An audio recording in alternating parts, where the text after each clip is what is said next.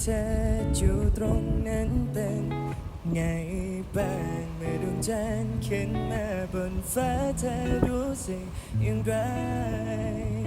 ก็มันนานและจะไม่ได้เจอได้แต่เพ้อคิดถึงหน้าเธอวันเวลาที่ผ่านไปไม่ว่านานเท่าไรก็มีแค่เธอคนเดียวและไม่ว่าใครจะเข้ามาฉันก็ไม่เคยจะสนใจคิดถึงเธอเวลาตื่นตอนเช้าคิดถึงเธอการมันนักรู้เธอจะเปลี่ยนไปในวันที่สองเราหนึ่งต้องไกลฉันขอสักอย่างจะได้ไหมลองมองขึ้นไปบนฟ้าเธอจะเห็นดวงดาวมากมายอยู่เกลือจัดเกลือใจไอ้ทุกทางและทุกแห่งหนมองขึ้นไปบนฟ้าเธอจะเห็น